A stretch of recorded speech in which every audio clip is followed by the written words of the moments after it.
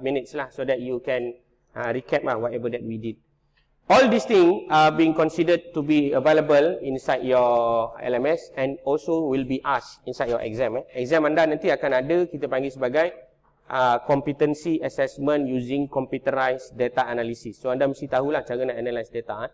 Kalau you tak tahu cara analyze data, memang tak betul lah. Okey, tuan-tuan dan puan-puan sekalian, kita dah tahu tadi data kita ada 3. So sekarang ni kita nak setkan kita punya variable.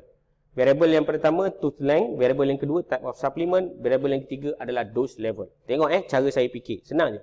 First, saya kena tahu dulu what is actually the question is all about. So when I talk about question is all about, maksudnya kat sini kita boleh tengok the data has 16 observations and 3 variable from the STR. We got the type of variable first length, tooth length lah. Yang kedua adalah supplement factor, and then yang ketiga adalah supplement, iaitu kita punya dosage. So kat situ anda dah kena nampak bahawa kita ada 3 variable, satu adalah DV, betul, dan 2 adalah IV. Apa IV dia? Dosages dan juga jenis supplement, ya. Oleh yang demikian, maka saya dah tahulah tooth length ni adalah adalah DV ataupun output ataupun outcome. Yang kedua adalah type of supplement. Supplement saya ni dikira sebagai IV1. Yang kedua adalah dipanggil sebagai IV pandai. Oleh kerana saya biasa buat data analisis ni, so saya cadangkan kepada awak, namakan variable dengan faham dulu variable itu jenis apa. Sama ada dia adalah faktor ataupun dia adalah outcome. Oleh yang demikian, usually what I did, I will call the factor as X. And I will call the outcome as Y. That is my preference. Ataupun cara saya menzahirkan sesuatu kod tu lah di dalam SPSS. So macam mana saya akan buat? You have to look how I did it. So the first one, you go to the variable view. And then I'm going to type here. Okay, kita pergi kat nombor 1 ni, kita akan letak X1. Okay, this is what I did lah. Saya akan letak X1. X1 akan correspond kepada type. TYPE. Type of sub ataupun supplement. Jelas? Jelas cara saya setting. Type dia adalah numeric. Kenapa saya biarkan numeric sedangkan ini adalah data kategori? Because I need the computer to analyze it for me. Therefore, I will call it as a numeric. However, I know already inside my brain this is a nominal data. Correct or not?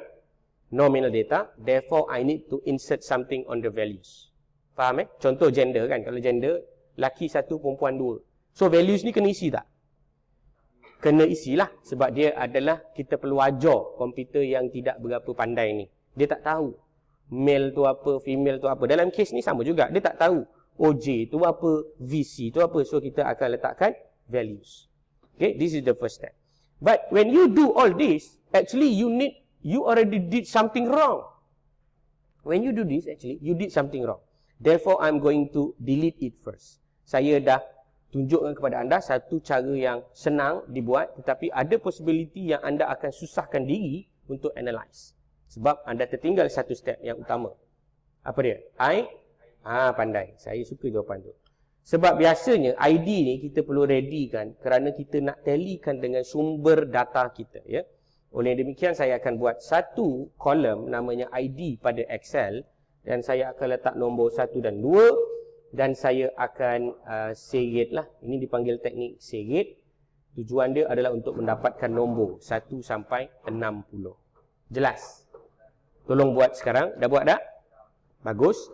So, apabila saya dah buat ID, yang kedua ni tadi, barulah saya letakkan sebagai X1.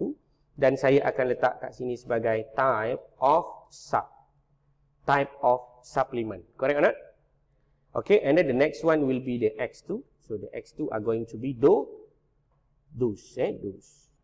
Okay, dan anda perlu tahu bahawa type of supplement bukanlah data yang komputer boleh faham perkataan VC dan OC ni tadi. Sebab dia adalah data perkataan. Therefore, you need to assign the number based on the attributes. Saya ulang.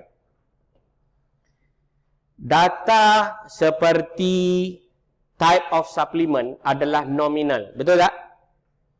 Semua data yang ada di dalam nominal Tahu nominal? Ni, yang dalam nominal ni, siapa-siapa yang data dia adalah nominal, maka perlu diisi values-nya. Saya ulang, data-data yang namanya nominal perlu diisi values-nya. Okay? Therefore, we are going to insert something on the values. How you want to insert something on the values? You can go over here, you got 3 dots. You can see 3 dots over there. Then assign the 3 dots based on the label that you want to give them lah. Example, number 1 will be VC, vitamin C. And then number 2 will be OJ, orange juice. And then you click OK ke cancel. Okay, kalau you click cancel, you buatlah sampai kiamat pun tak selesai. Faham kan? Okay, so the next one, you know already the dose. The dose are being defined as the ordinal scale ataupun numeric scale. Sebenarnya dose ni kita boleh kata juga sebagai bentuk numerical. Okay, data dose ni saya nak biar dia dalam bentuk numerik. Boleh tak? Boleh. Sebab ni memang data numerik pun. Betul tak? Betul. Tapi selepas ni saya akan buat dia dalam bentuk kategori, iaitu kita akan convert daripada numerik kepada dalam bentuk categorical. Jelas? Jelas Okay. So yang terakhir adalah Y. Y saya apa? Pandai. Tooth length. Ya, panjang gigi. Perlu tak saya isi apa-apa kat value ni? Pandai. Kenapa saya tak perlu isi? Pandai. Sebab dia punya jenis skala pengukuran adalah scale. So do not forget also to assign those measures. Jangan lupa untuk assignkan those measures. So saya akan assign sekarang nominal. Yang ini saya akan jadikan dia sebagai data scale. Dan yang terakhir juga sebagai data scale. Ada soalan? Tak ada. Okay, saya bagi 2 minit. Tolong selesaikan sekarang. Setting up your SPSS. Yes, very good. It's either you are going to enter the data or you are going to copy and paste the data inside the SPSS. So how you are going to do that? So the first one, you need to manipulate. You need to change the condition inside the Excel. Kalau anda tengok kat sini, type of supplement ni, dia dalam bentuk perkataan ke dia dalam bentuk huruf? Perkataan lah. Dia dalam bentuk perkataan atau huruf ke atau bentuk nombor? Perkataan. Jadi anda nak ubah dia. Macam mana nak ubah dia? Control N. Pandai. Anda dapat tahu dekat mana ni? Siapa yang ajar ni? Bagusnya. Oh, video saya Saya pun dah tak ingat dah saya ada ajar yang tu. Allahumma salli ala Muhammad. Hilang dah ya. Okey, so cara dia adalah anda akan menggunakan apa yang dipanggil sebagai Shift Control F. Shift Control F. So dalam Shift Control F ni, anda akan ada satu function dinamakan sebagai replace. So saya akan replace lah. Dekat sini saya tulis, saya pergi dekat replace. Saya akan kata, wahai komputer, jika kamu nampak perkataan VC, maka tolong tukarkan dia kepada nombor 1. Jelas And then saya tekan replace all.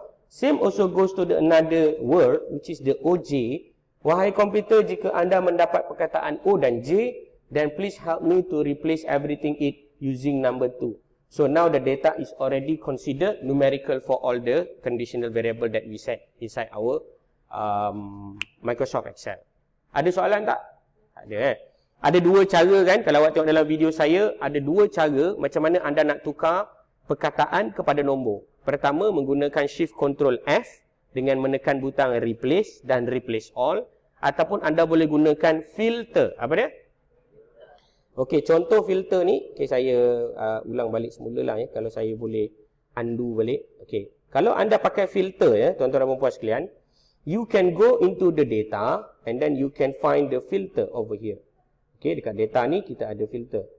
Dekat sini, ni filter ni. You can activate the filter. This is another way of you want to change the variable according to the numeric condition. Contoh kat sini, saya akan pergi kepada VC dan semua data yang namanya VC akan dipilih oleh saya punya Microsoft Excel. Saya boleh tulis nombor 1 dan saya akan copy dan paste lah. Ini contoh yang pertama. Okey. Bila masa saya nak pakai filter, bila masa saya nak pakai Control F, kalau ikut pengalaman saya bertugas dan juga membuat data analisis, saya mengikut kesesuaian jenis variable. Kalau variable tu panjang, biasanya saya filter lah. Kalau variable tu pendek, maka saya tekan Ctrl F je lah. Contoh variable panjang macam mana? Jantina kan senang, male dengan female, betul? Kalau macam variable yang panjang, jenis-jenis penyakit. Ada satu penyakit kudis. Kedua, kudis buta kayu api. Keempat, kudis buta Telinga contohlah. So bila susah macam tu, maka saya akan tekan butang filter. Okey, itu preference saya ya. Alright, ada berapa soalan? Tak ada. Kedua-duanya still sama juga, the way of doing it. So next step adalah you akan copy dan paste. So macam mana saya copy dan paste? Sila lihat macam mana saya buat.